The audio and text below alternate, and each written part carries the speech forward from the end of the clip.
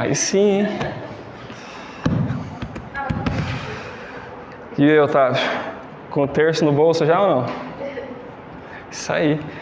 Rapaz, agora são... Cronometrar, vai, vamos lá então. Tem que dar tempo dele ir pro terço, né? Que horas que vai ser o terço lá? Eu não vou conseguir mais, porque a velocidade já tô sem carro. Ele tá de bike, na verdade. Eu fui saber agora que era a velocidade.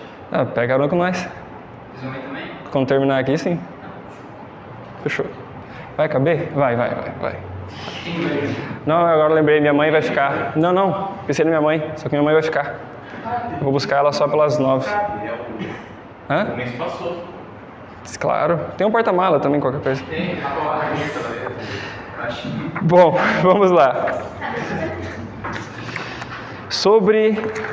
Nós estamos agora estudando sobre as virtudes. Então, no último catecismo, a gente falou aqui sobre o fato, né, que Deus ele quer nos fazer melhores.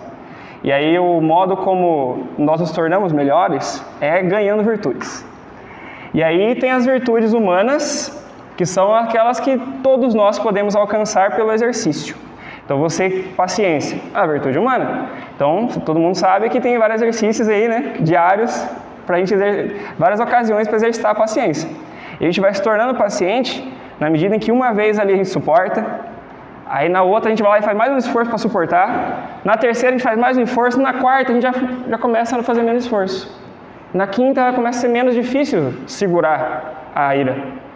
Aí, digamos assim, estou falando em número aqui para dar um exemplo, né? Mas depois de várias vezes você se esforçando para suportar ali a sua ira e ser paciente, aquilo vai se tornando natural. Isso vira um hábito. Então agora você tem a virtude da paciência.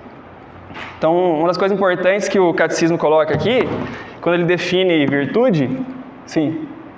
Na última aula, foi retrasado, você deu exemplo aí do horário do despertador, né? 5 horas. Você levanta uma vez 5 horas chorando, mas acorda. Sim. Na outra vez, mais lutando, acorda. Na terceira, vai, na quarta, você já levanta sem estar despertador. Pra saber. Eu comecei a fazer segunda-feira.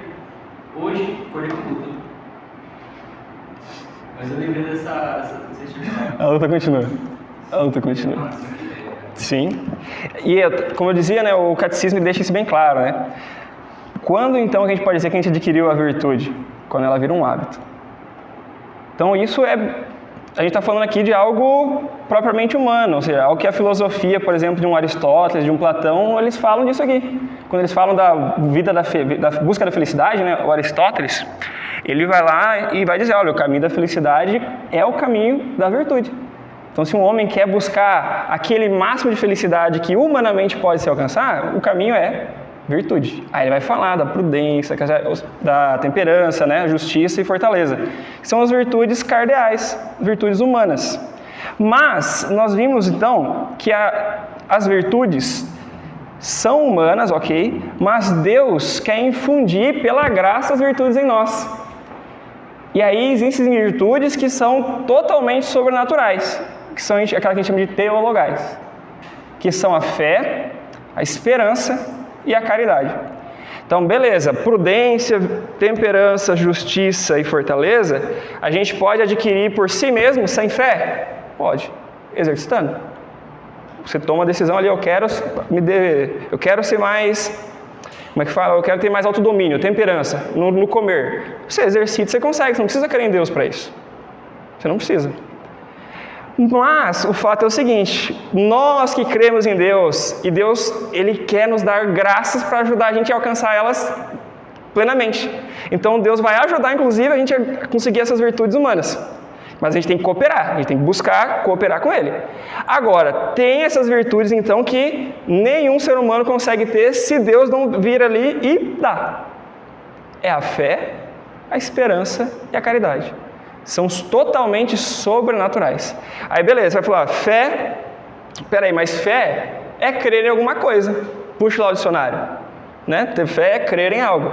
Beleza, mas quando a gente fala de fé, esperança e caridade como virtude teologal, o sentido é diferente daquele sentido que está no dicionário para o uso geral.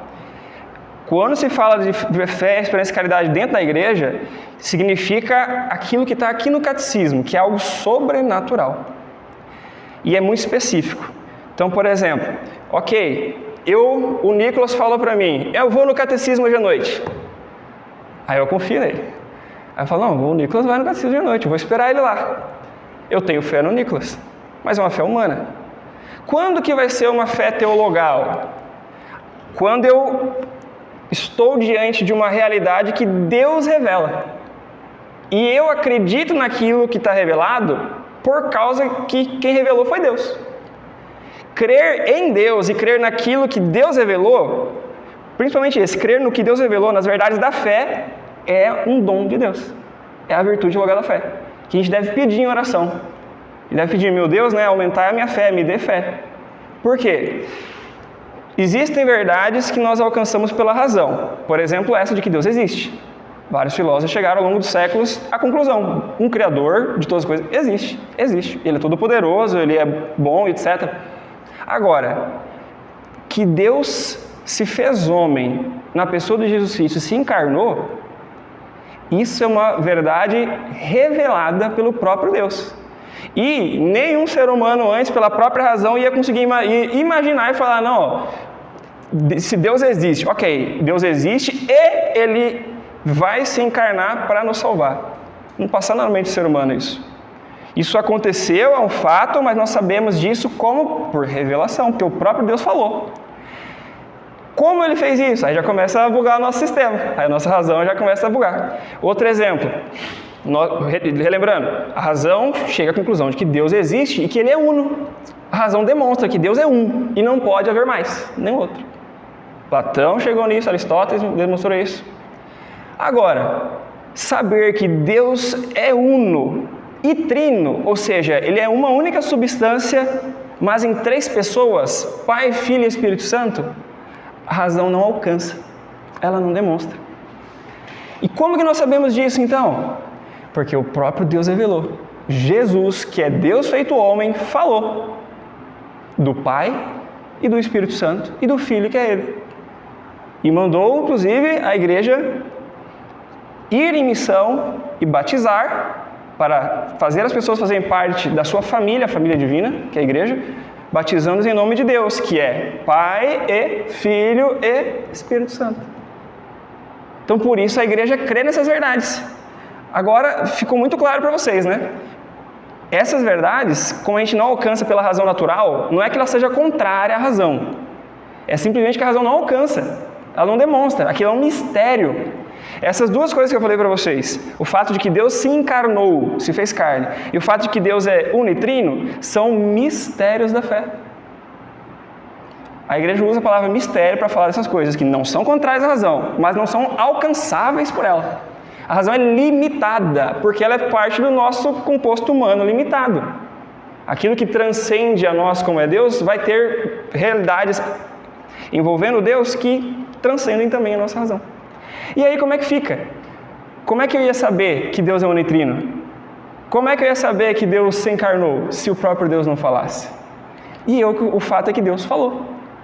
E aí que entra a virtude da fé sobrenatural. O catecismo aqui, ele vai dizer assim, a fé é uma virtude sobrenatural. Então aqui já separou, a palavra fé aqui não significa crer em qualquer coisa.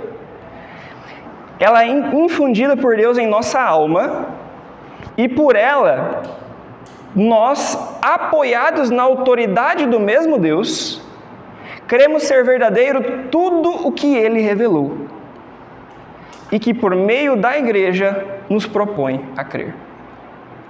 Aí aqui dá para destacar algumas realidades aqui, Então, o que é ter fé para a igreja? Ter fé é o seguinte, é quando nós cremos em tudo o que Deus revelou. Então, Otávio, você tem fé? Aí você pode dizer assim, então, sim, eu creio em Deus. Aí você podia continuar, né? Eu creio em Deus, Pai Todo-Poderoso, Criador do céu e da terra, Jesus Cristo, seu único Filho, nosso Senhor. Ou seja, isso já não faz lembrar da oração do creio, que é uma confissão de fé. Em que nós cremos? Está lá no creio, na oração do creio. Todo o resto você consegue associar com alguma coisa que está lá no crer. Aquilo é um resumo da nossa fé. E em cada uma daquelas coisas nós cremos por quê? Porque cada uma delas foi revelada por Deus. E isso aqui é importante para a gente refletir, né? Essa palavra tudo. Crer em tudo que Deus revelou. Isso é muito importante, por quê? Entender aquilo que eu comentei, né? De que a nossa razão ela chega até um limite. Tem coisas que estão acima. Então, por exemplo, para algumas pessoas, ela pode já ter aceitado assim, falando, realmente, Deus existe. Até pela razão eu enxergo isso. E me parece que o Deus verdadeiro que existe é aquele que os cristãos falam. Mas, esse negócio de que Deus é 1 em 3 pessoas, isso aí eu não concordo não. Isso aí eu não concordo não. Então eu acho que é o Deus dos cristãos, mas Jesus ele não é Deus, ele é um enviado de Deus. Mas Deus mesmo está lá no céu. Essa pessoa é católica? Ainda que ela esteja dentro da igreja católica, comungando, etc? Não. Por quê? Porque ela está escolhendo no que ela quer crer, dependendo daquilo que a razão dela ou alcança ou faz sentido para ela. Ela é o critério. Ela se coloca como critério para decidir o que eu vou crer ou não crer. O que a igreja nos coloca é o seguinte, olha, com relação àquilo que Deus revelou, não há, é irracional não crer. Se Deus revelou, eu devo crer. Minha própria razão diz, não faz sentido não crer. E aí, o catecismo vai colocar aqui depois para a gente, beleza, então eu devo crer em tudo que Deus revela, e isso faz sentido. Aí eu já vou adiantar também uma coisa que ele vai tratar lá em outra parte, que é o seguinte. Ele falou que a gente crê apoiado na autoridade de Deus. Então eu vou voltar para a comparação do Nicolas. O Nicolas fala, manda mensagem, eu vou no catecismo hoje à noite. Cara, eu acredito no Nicolas. Mas, eu posso pensar também, mas e se do nada alguém chama ele para um basquete na mesma hora? Pode ser que ele, como gosta muito do basquete, né? Está treinando para ser um bom pivô e tal. Pode ser que ele mude de ideia. Então, tipo assim, ele falou que vai. Porém, ele pode me enganar às vezes, né? Ele pode falar assim, vou, mas não vou, só para agradar o padrinho, né? Então, o que acontece? Eu tenho fé no Nicolas, quando ele fala uma coisa, eu acredito que aquilo é verdade. Mas a minha fé vai ser maior ou menor dependendo de duas coisas. De eu olhar para ele e falar, bom, o Nicolas, ele é um cara inteligente. O que ele fala para mim, se ele vai falar de algum assunto, se ele falar que é aquilo é porque é verdade, é um cara sincero. E ele é um cara bom. Ele é um cara bom, ele não quer me enganar. Então, se ele falar para mim, eu vou no catecismo, eu sei que ele vai. Se ele não for, deu um problema. Mas a vontade dele era ir, porque ele é sincero, porque ele é bom e ele é inteligente. Agora, todo mundo concorda que o Nicolas, às vezes, por exemplo, pode falar alguma coisa que ele acha que é certo, ele está convicto que é certo, mas pode estar errado, porque a inteligência dele é limitada, é um ser humano. E, às vezes, ele pode querer me enganar. Agora, vamos sair do exemplo humano, quando eu tenho fé em um ser humano, que é o Nicolas. Agora vamos olhar para Deus. Deus, se ele me fala uma coisa, ele fala, Sérgio, tal coisa é assim, eu tenho motivo para duvidar? Não. Porque Deus é a própria suma inteligência. Ele é a sabedoria encarnada, como é que eu vou dizer? É o ser, ele é a própria sabedoria. Então, quando Deus fala alguma coisa, eu sei que ele, em primeiro lugar, ele não se enganou, porque ele não erra. Se ele falou alguma coisa, é aquilo. Não tem outra opção, porque ele não se engana. E, por outro lado, nós sabemos que Deus é a própria bondade.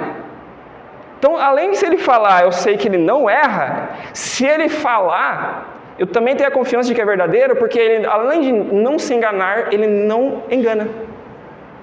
Ele não engana. Ele é sumamente bom e não engana, sumamente verdadeiro. Então, isso que o catecismo vai nos lembrar, que essa é a autoridade que Deus tem. Porque nós olhamos para ele e reconhecemos, ele é a suma inteligência, sabe tudo e não quer nos enganar. Então, se Deus nos revela alguma coisa, nós temos toda a razão em crer. E aí a igreja vai nos lembrar, quando eu falei a questão do mistério, né? Os mistérios são superiores à razão, mas não contrários. E nós cremos neles e a razão nos manda crer, porque a razão nos diz, se Deus é verdadeiro, se Deus é bom e Ele falou, é isso. Então aí por isso que a gente pode ver, por exemplo, um exemplo que o Padre Paulo dá nas aulas dele lá, quando ele fala assim, ele dá um exemplo de que ele era criança e tinha algum mistério da fé, que ele estava na catequese assim, ele já como católico, tudo e tal, com fé, mas tinha uma verdade da fé que um dia falaram para ele na catequese e ele olhou e falou assim, eita, mas isso aqui eu não conheço. Isso aqui eu não conheço. Mas e agora? Eu não acredito nisso, eu não conheço, eu nunca ouvi falar disso. Mas o que ele fez? A atitude dele. Ele foi lá, abriu o catecismo e viu sobre o assunto, que ele nunca tinha visto. E olhou, era aquilo lá, estava no catecismo. Como ele disse, mudei de ideia na hora. A partir daquele momento, já creio. Como? Eu falei, mas como isso? Como é isso? Fé não é um sentimento? Eu não tinha que ler aquilo e sentir um consolo no meu coração? Olha, não. A fé não é sentimento. A fé é um assentimento. Como assim assentimento? Quer dizer, é um concordar da nossa inteligência com aquilo que você está vendo. Aquilo que está sendo ensinado. Ele viu aquilo que estava sendo ensinado e com a inteligência dele ele concordou. Bom, isso é verdade. Por quê? Porque isso está no catecismo. Quem ensina é a igreja fundada por Deus e ela só coloca aqui o essencial desses assuntos naquilo que está de acordo com o que Deus revelou. Se Deus revelou, não tem erro, então mudei de ideia na hora. Se eu descobrir que Deus revelou, mudei de ideia na hora. Eu já confio. Está vendo a fé? Isso é fé no sentido da confiança mesmo. Ele não fez raciocínios para falar, olha, essa verdade é assim por causa daquilo. Não, Deus falou. Então eu confio, eu creio. Fé. Isso é um exemplo para nós. Na medida em que a gente faz um estudo do catecismo, né? A gente pode descobrir coisas ali que falam, nossa, Deus revelou isso, eu não sabia. Mas a partir do momento que você vê que Deus revelou, você baixa a cabeça e fala, meu Deus, eu creio, aumenta a minha fé. E por que a gente crê nessas coisas? Porque a gente crê em Deus. E o que Ele revela, não engana. E aí, o catecismo também nos lembra o papel da igreja nessa história, né? Beleza, então, Deus revelou, entendemos que isso é verdadeiro e faz sentido, todo sentido crermos se Deus revelou, e Ele nos ensina por meio da igreja. E aí o catecismo vai dizer assim, ó, conhecemos as verdades reveladas por Deus por meio da Santa Igreja, que é infalível, isto é, por meio do Papa, sucessor de São Pedro, por meio dos bispos, sucessores dos apóstolos, os quais foram ensinados pelo próprio Jesus Cristo. Então, Deus funda a igreja. Ele revelou a verdade e transmitiu aos apóstolos. Os apóstolos transmitem para os seus sucessores. E isso faz muitos anos. Quem são os sucessores dos apóstolos hoje? Papa e bispos. E eles têm essa missão de transmitir aquilo que eles receberam, integralmente. Que foi transmitido direto pelo próprio Deus, pelo próprio Cristo, sem erro, né? E aí ele vai nos lembrar o seguinte, ó. Estamos seguros das coisas que a Santa Igreja nos ensina, porque Jesus Cristo empenhou a sua palavra de que a igreja jamais será enganada. Até ele nos recorda que ele falou para São Pedro confirmar os irmãos na fé, né? Ou seja, São Pedro só pode confirmar os irmãos na fé se ele não se abala na fé, se ele não sai da fé, né? E então Deus está garantindo a igreja que vai estar sempre na fé correta. E aí ele vai comentar o seguinte também. Eu vou lembrar, essa questão do infalível, né? É sempre bom lembrar, a igreja é infalível. Assim como a Sagrada Escritura ela é infalível, a gente vai ver nas questões de fé e moral.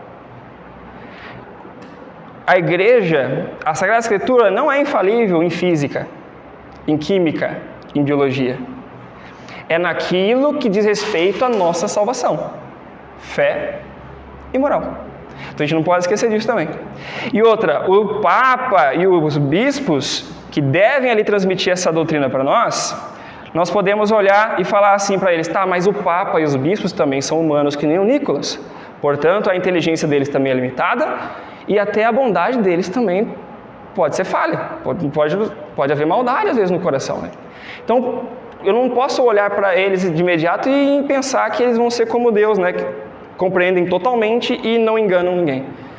Mas, aí entra uma verdade de fé aqui que Deus revelou. Deus disse para Pedro confirmar os irmãos na fé. E o Concílio Vaticano I buscou estudar em que o Papa e os bispos, etc., vão ser, mas especial o Papa, né, vai ser infalível. Porque a gente olha a história, alguns papas erraram muito na sua modo de viver, no que eles falaram ao redor, assim, com uma pessoa ou outra aqui, lá na entrevista, numa coisa, errou. Mas e aí? Como é que fica a promessa de Jesus? Aí eles vão nos explicar. Em que um papa é infalível? Em que os bispos vão ser infalíveis quando eles ensinarem? Em matéria de fé e moral. Só isso? Não.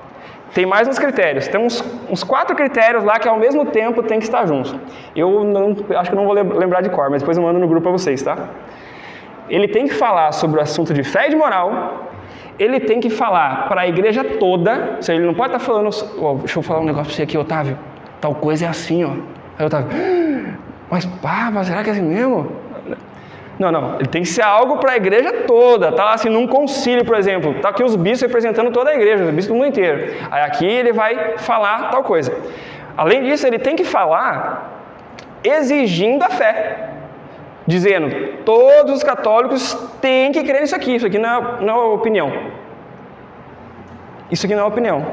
Ele tem que exigir a fé de todos. E ele tem que deixar claro que aquilo é uma definição. Ou seja, está num caminho de um dogma. A igreja é infalível nos seus dogmas. Ele vai falar assim, ó, nós, pelo poder nos dado por Deus, em nome de São Pedro, tal, definimos, declaramos que Maria, após passar dessa vida, foi assunta ao céu. Declaração do dogma da Assunção de Nossa Senhora.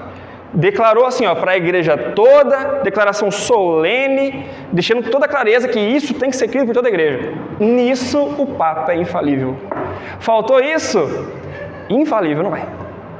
Aí, é claro, a gente, por estar num serviço a Deus, espera-se que a maior parte de tudo esteja certinho, né?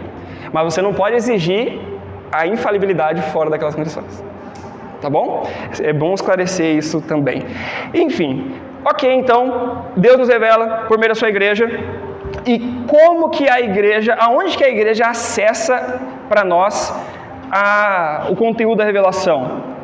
O conteúdo da revelação a igreja acessa por 2 fontes, chamada Sagrada Escritura e a outra é agora eu quero que vocês falem. Vamos ver se 2 fontes das quais a igreja colhe a palavra de Deus, as verdades que Deus ensinou. Exato. A Sagrada Escritura e a Sagrada Tradição. Então, beleza, a gente já entendeu o que é fé, ter fé em tudo que Deus revelou. Aonde que está o que Deus revelou? Sagrada Escritura, Sagrada Tradição. E aí o catecismo vai explicar, né? Olha, beleza, então eu tenho que crer na Sagrada Escritura e na tradição. O que é a Sagrada Escritura? Nós já sabemos, né? São todos aqueles compilados de livros, desde o Antigo Testamento e Novo, que vai pegar desde os profetas antigos, que vão falar para nós da obra de Deus na humanidade, do projeto de salvação que vai se desenhando, e você já vai enxergando que tem um Messias esperado. Quando o Messias vem, Novo Testamento. Então o Novo Testamento vai ser os evangelhos narrando a vida do Messias, os Atos dos Apóstolos, as cartas, etc., que vão continuar ensinando a doutrina revelada pelo Messias, pelo próprio Deus feito homem. Essas palavras, então, a igreja entende que todo o conjunto daqueles livros são palavras de Deus. Se você tem a sua Bíblia católica com 73 livros, e os 73 são aprovados, a igreja está dizendo para você, em assunto de fé e de moral, o que está aí é verdade. O que está aí é verdade. E nós podemos e devemos crer. E aí, nós temos que enxergar, isso é muito, para mim, eu achei interessante, olhar para toda a Escritura como ela tendo um único autor, Deus. Claro, usando os homens como instrumentos, cada um dos escritores sagrados, né, ao longo da história. Mas quem que escreveu por meio deles? Deus. Deus. E, o catecismo aqui ele faz uma observação interessante. Beleza, então um dos lugares onde está a palavra de Deus, que eu devo crer para ser salvo, é a Sagrada Escritura. Portanto, é necessário a todos os cristãos a leitura da Bíblia? Qual a resposta de vocês? Sim. Aí não se escandalizem. A resposta do catecismo? Não. Não se escandalizem. Já avisei, não se escandalizem. A resposta foi não. Mas por que eu não? Por que eu não? Ele vai dizer o seguinte, ó. A leitura da Bíblia não é necessária a todos os cristãos, sendo eles educados como são pela igreja. Ah, então tá bom. Por quê? Porque a igreja bebe dessa fonte, que nós sabemos que não é fácil de compreender, muito menos ter uma visão do todo, já que ela é grande pra caramba, em compreender aquelas verdades e ensiná-la. Agora sim, se a igreja bebendo de tudo isso e cumprindo a missão dela de transmitir aquelas verdades, nós vivemos o fato, nós só olhamos para o fato de que os primeiros cristãos ali do primeiro século, antes da confecção da Bíblia e antes do fechamento do cânon, que foi lá pelo século IV, eles foram salvos, foram ensinados a crer em Deus, a viver como católicos por meio de quem? Da igreja, da pregação. Aí nós recordamos, né? Jesus não disse ide e escrevei, disse ide e ensinai. E os apóstolos fizeram isso. E um ou outro escreveram. Eu preciso lembrar, eram 12 no início, né? Saiu Judas, entrou no lugar, foi Matias? Matias no lugar, completando 12 de novo, né? Quantos deles escreveram o evangelho que nós temos hoje? Nós temos o evangelho de São Mateus, um evangelista, e um apóstolo, de fato. Nós temos um de São Marcos, mas São Marcos não foi um desses 12. São Marcos era, como diz o secretário, de São Pedro, um dos 12. São Lucas não era um dos 12. Era o secretário do São Paulo, que nem era dos 12 também, que virou apóstolo depois. São João, esse era apóstolo. Dos 12 ali, contando Matias, somente Mateus e João escreveram o evangelho. E os outros fizeram o quê? Nada? Ensinaram, pregaram, instituíram igrejas em vários lugares e morreram pela fé. Morreram mártires, porque a gente vai lembrar que só São João que não morreu de morte matada. De morte morrida só São João, o resto tudo morte matada. E então você entende, a igreja não é a Bíblia, né? Ela, no sentido assim, a igreja que Deus fundou está alicerçada nos apóstolos e na transmissão do ensino que os apóstolos receberam. E beleza, esses apóstolos e os seus seguidores, claro, fazia todo sentido escrever, porque isso ajuda a conservar melhor a doutrina, transmiti-la melhor, ensiná-la melhor. Porque imagina, matou os apóstolos, quem vai ensinar? Quem sabia aquelas verdades que Jesus transmitiu só para eles? Então aí entra a Sagrada Escritura. A providência, levando um ou outro ali, como São Mateus, São João, São Lucas, São Marcos, a pôr por escrito a experiência apostólica para que ela pudesse ser transmitida com mais facilidade. E aí, ao mesmo tempo, nós já vemos também onde está a Sagrada Tradição. Porque enquanto você não tinha o cânon bíblico, estava tudo sendo pregado, tudo sendo ensinado, muito do que foi feito não foi escrito. Se não me engano, acho que o próprio São João lembra isso, em alguma de suas cartas ou no Evangelho. Porque se fosse escrever tudo, ele diz, né, não caberiam os livros, né?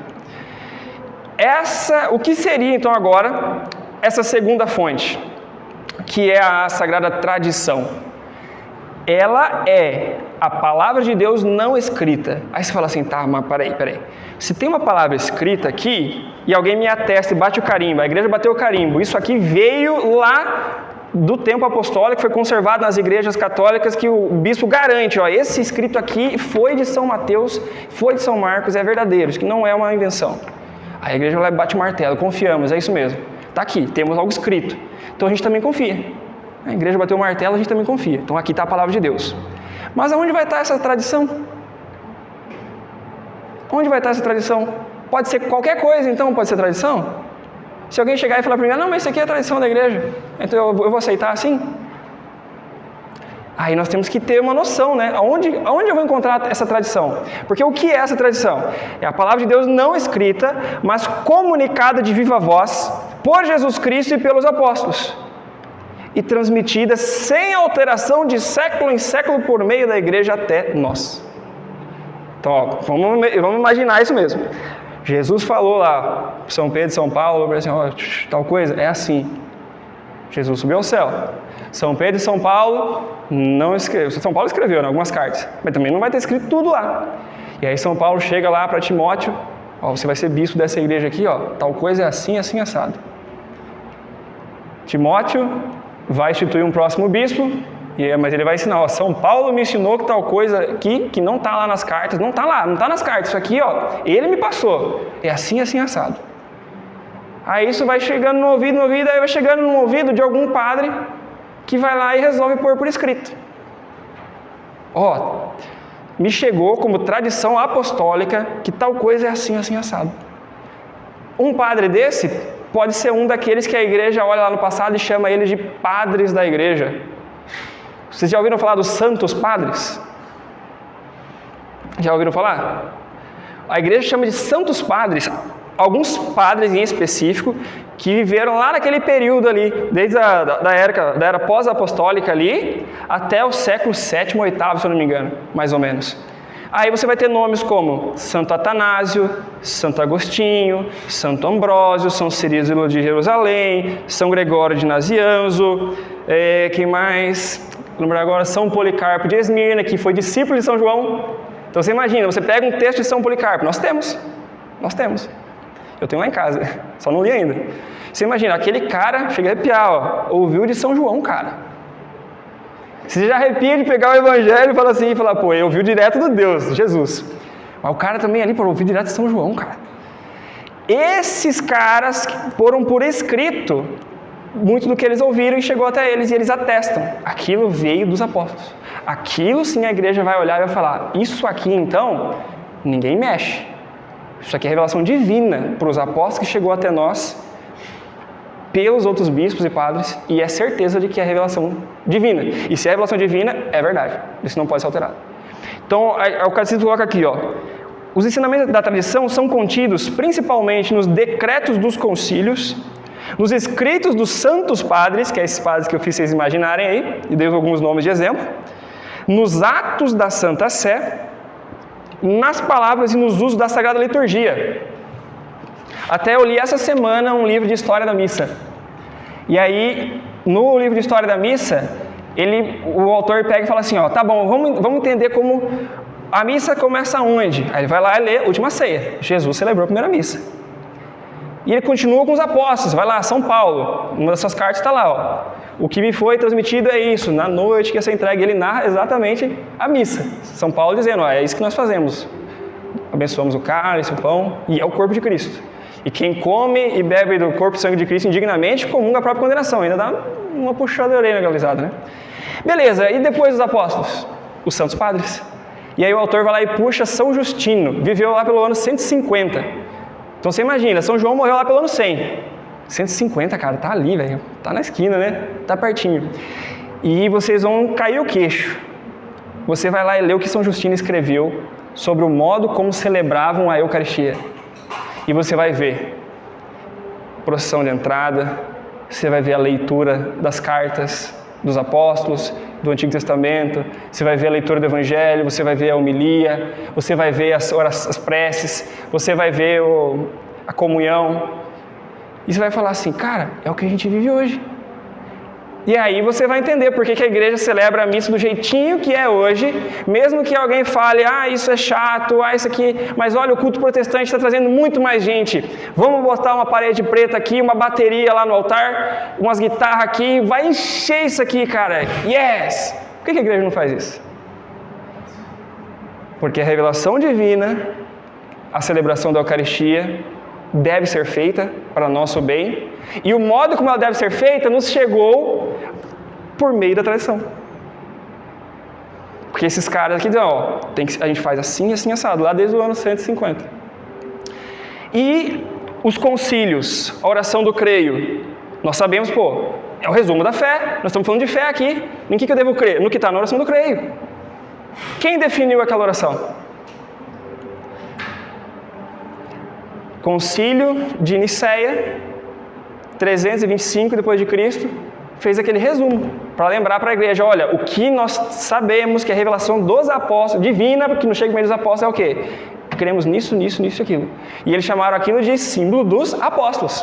E Santo Ambrósio vai dizer, isso aqui chegou até mim, lá pelo ano 300 e pouco, né? Chegou até nós, e isso aqui é dos apóstolos.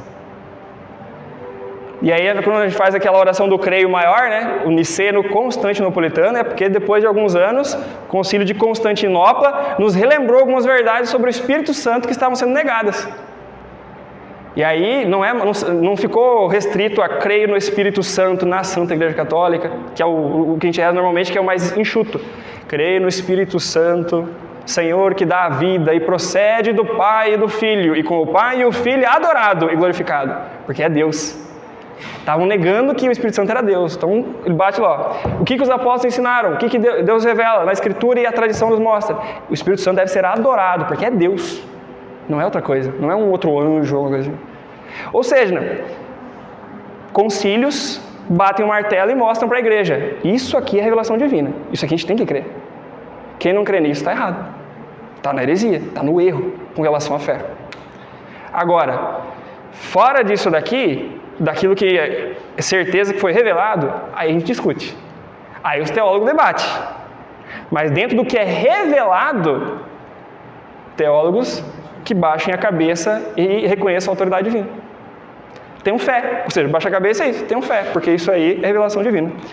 E então, ele vai o catecismo coloca assim, ó, deve-se ter a tradição na mesma consideração em que se tem a palavra de Deus revelada, contida na Sagrada Escritura. Putz, isso aqui choca, né?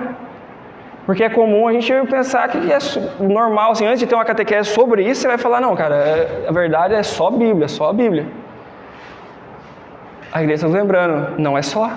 Se você falar só a Bíblia, você está jogando fora verdades reveladas pelo próprio Deus, pelo caminho da tradição, que Ele guardou para você por meio da igreja, e que é uma riqueza e para a tua salvação que você vai estar ignorando se você não abrir os olhos. Considerar como a Sagrada Escritura. Por quê? As duas são palavras de Deus.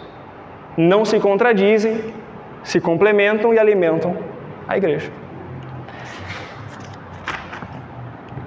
Nesse sentido, fica uma reflexão assim para a gente lembrar, beleza, então, eu quero ter fé. Fé é crer em tudo que Deus revelou, que está na Sagrada Escritura, na Sagrada Tradição. Então fica aí algumas exortações para nós. Como crescer na fé? Primeiro, oração. Senhor, aumentai a minha fé. Pedir. Segundo, que é a nossa parte, a gente vai ter que ralar um pouco. Estudar. Estudar o quê? Sagrada Escritura, Sagrada Tradição. Sagrada Escritura, beleza, eu tenho a Bíblia em casa. Sagrada Tradição, começa por aqui. Isso aqui é o compilado da Sagrada Tradição, o Catecismo. Nós vamos ver aqui, falou dos concílios. Eu mexo aqui, já tem um documento aqui, ó. Documento de concílio da igreja. Aí eu giro aqui e já tem mais uma citação, quer ver? Ó? Conferir no Concílio de Trento, que ele definiu aquelas coisas lá. Viro mais umas páginas aqui. Isso aqui, ó, tá lá no símbolo niceno constantinopolitano, ou seja, na oração do creio. Aí eu viro mais, cadê, ó? Achei. São Gregório de Nissa, quem é? Um dos santos padres. Então o que está sendo citado aqui em algum momento está lá nos escritos de São Gregório de Nissa. Então, se nós estudarmos o catecismo, a gente vai ter o contato com aquilo que é uma parte do tripé da igreja, né? Sagrada Escritura, Sagrada Tradição e Magistério. O magistério é aquele que ensina os sucessores apóstolos, os bispos, com o Papa. E como que eles nos ensinam? De modo especial, aqui no catecismo, eles cumprem a missão de interpretar a Sagrada Escritura, discernir o que é Sagrada Tradição, juntar e nos entregar. Então, estudar aqui é o primeiro passo para a gente crescer na fé. Olhando para essas coisas aqui, olha, em fé e moral, isso daqui é o que Deus revelou. E, portanto, eu devo crer. E aí, se a gente quiser mais ainda, a gente buscar os textos desses padres aí. Igual, eu comprei, só não li. Espero ler. Eu fui na veia, né? Tem a coleção lá, tem uns 40 livros. A Patrística é o nome da coleção. Coleção Patrística. Com vários textos dos primeiros padres da igreja. De vários séculos. E aí eu vi lá quais são os primeiros volumes, que é os dos primeiros mesmo. Aí tinha lá, eu comprei uns 4 volumes lá, dos primeirinhos, porque eu falei, não, eu sei que esse daqui, quando alguém quer citar uma fonte da tradição, da palavra de Deus revelada, que nos vem pela tradição, esse puxa os dedos desses caras aqui. Aí eu tenho lá em casa para ler. E aí fica a recomendação, para se vocês quiserem buscar também, qualquer dia desses. Amém? Amém. Consegui. Olha aí, ó, 7h54. Mas Alguma dúvida? Algo a comentar? Otávio? De tudo que você ouviu aqui, alguma coisa você fala assim, caramba, isso aqui, estou pensando nisso aqui, o que é isso? Não? Tem argumentos para refutar os evangélicos e os protestantes. Uma das grandes missões nossas nesse sentido, quando fala aqui da fé, é justamente demonstrar que a Sagrada Tradição é confiável e é fonte de revelação.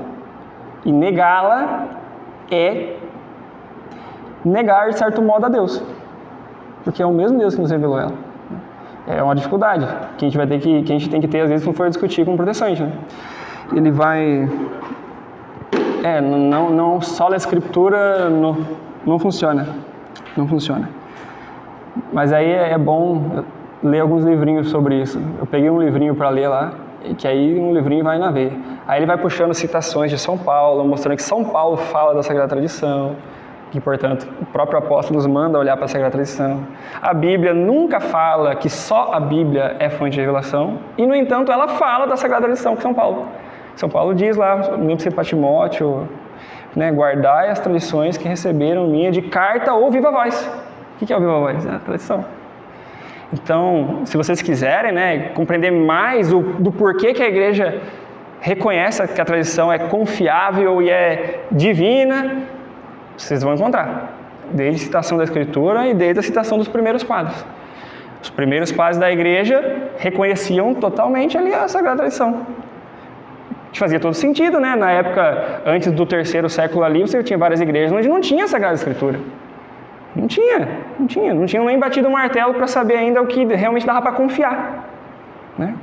É muito bacana vocês buscarem aquelas aulas no YouTube de algum padre católico explicando, né, como é que foi a formação da Bíblia. Eu li um livro sobre isso, foi muito bom ler ele, foi tipo assim, caramba, agora eu entendo o porquê da briga. Porquê da briga, né, dos protestantes com os livros, por que eles retiraram o livro da Bíblia e acusam a gente de ter acrescentado. Se fosse para resumir, é porque eles, ao invés de seguir a tradição dos sucessores dos apóstolos, que guardaram todos esses livros que nós temos e reconheceram como inspirados, eles escolheram seguir os judeus. Que a nossa divergência com os protestantes é no Antigo Testamento, não no Novo. O Novo Testamento eles aceitam tudinho que nós aceitamos. É no Antigo, porque os judeus olharam para o Antigo lá e falaram, tais livros que estão circulando aí, nós não queremos mais. Não queremos porque ele não foi escrito em Jerusalém, eles criaram os critérios deles. Um critério judeu, de dizer assim, olha, não importa se o povo judeu estava lá fora, se ele não escreveu dentro de Jerusalém, não serve. Foi umas coisas tipo assim. E aí Lutero e algumas outras pessoas ao longo da história também deram ouvidos para essa lorota. Pra você ter ideia, o próprio São Jerônimo, que escreveu a tradução da Bíblia para o latim, ele caiu nessa lorota, em certo sentido. O próprio São Jerônimo ele ficou com o pé meio atrás assim, mas e agora? Mas ele traduziu todos os livros da igreja e ele colocou aquela observação, porque ele provavelmente, em contato com os judeus, né, para poder entender o hebraico e poder fazer uma boa tradução, né, deve ter ouvido eles falando assim, mas isso aí a gente não aceita não, porque não sei por causa disso, daquilo. Mas a igreja vai olhar e vai falar assim, qual é o evangelho, o Antigo Testamento que os apóstolos usaram? Aí eles puxam na Bíblia lá e mostram assim, olha, em tal momento do evangelho está escrito isso aqui está lá num livro que os judeus negam hoje, mas os apóstolos liam esse livro. Se os apóstolos liam, eu também leio. A igreja ela é apostólica. Se os apóstolos reconheciam aquele livro como sagrado, nós também. Não importa se o judeu, depois da queda do templo, depois do ano 70 depois de Cristo, que essa decisão judaica de excluir os livros que eles excluíram, foi depois do ano 70. O tal do concílio de Jamnia, numa cidade lá chamada Jamnia. Então, é uma coisa tipo assim, quem nós escolhemos, em que autoridade nós cremos? Num concílio judeu, que negou a Cristo e 70 anos ali, 70 depois de Cristo, Cristo morreu no 33 ali, então, né, foram vários anos depois de Cristo, já na época de perseguição dos cristãos e tudo mais, né? Ou eu vou crer nos apóstolos que usaram aqueles livros que nós usamos até hoje, e nos sucessores dos apóstolos que também usaram os livros que nós usamos até hoje, reconhecendo eles como divinamente inspirados. E aí o livro explica também que antes desse concílio judeu, os judeus usavam aquele livro normalmente, como inspiração divina, como inspirado, que é a tradução da Septuaginta, né, para o grego, do hebraico para o grego. Enfim, busquem que vale muito a pena. Porque você vai enxergar que quando alguém vier acusar, assim, de você, você acrescentou esses livros aí, meu amigo, baixa a bola aí, porque foi você que tirou. E aí você pode até explicar, aqui, por que a gente usa isso? Porque tem as citações lá, e aí se você quiser aprofundar mais, você busca, né? Saber falar qual é a citação, qual é os concílios que bateu o martelo. Aí é bem interessante a gente lembrar também, né? Quem que definiu que os livros do Novo Testamento são verdadeiros? A Igreja Católica. Se eles acreditam na Igreja Católica para os livros do Novo Testamento, por que eles não acreditam para o Antigo? Porque o judeu de 70 depois de Cristo decidiu que aqueles livros não eram inspirados. O judeu, meu amigo. O judeu que negou a Cristo, você vai confiar neles ou na igreja que estava ali como sucessora dos apóstolos? É uma questão de autoridade, né? Em quem você acredita. Nós cremos nos apóstolos e nos sucessores dos apóstolos. Então, bateu o martelo. Ficamos com 73 livros. E isso mostra que a tradição é totalmente necessária, né? Como que a igreja ao longo de séculos foi definindo quais eram os livros sagrados? Por meio de chegar no bispo e falar, olha, esse livro aqui o apóstolo usava, esse livro aqui é divino, esse livro aqui, assim, etc, né? Tradição. E aí, mais alguma coisa vocês acham que convém comentar? Arthur? Nicolas? Então, vamos finalizar? Façamos nossa oração. Em nome do Pai, do Filho e do Espírito Santo. Amém. Senhor meu Deus, nós te agradecemos por esse estudo. Pedimos que o Senhor nos ajude a compreender as verdades que o Senhor nos ensinou por meio da sua igreja, usando o catecismo. Te pedimos, Senhor, que o Senhor aumente a nossa fé em Ti e em tudo aquilo que o Senhor nos ensina por meio da sua igreja. Nos ajude a, no meio da nossa época de confusões, tanto fora da igreja como dentro, nos ajude a permanecer fiéis e cheios de fé em tudo aquilo que o Senhor revelou e que o Senhor nos ensina com segurança por meio da Sagrada Escritura e da Sagrada Tradição, por meio do vosso magistério. Nos ajude, Senhor, a abandonar toda a indiferença e toda a preguiça que nos impede de crescer no conhecimento de tudo que o Senhor revelou. E nos ajude a crer, a estudar e a colocar tudo isso em prática. Tudo isso nós te pedimos, Senhor, por intercessão de Maria. Ave Maria, cheia de graça, o Senhor é convosco. Bendita sois vós entre as mulheres, e bendito é o fruto do vosso ventre, Jesus. Santa Maria, Mãe de Deus, rogai por nós, pecadores, agora e na hora de nossa morte. Amém. Glória ao Pai, ao Filho e ao Espírito Santo, como era no princípio, agora e sempre. Amém. Em nome do Pai, do Filho e do Espírito Santo. Amém. Vamos tirar a nossa foto?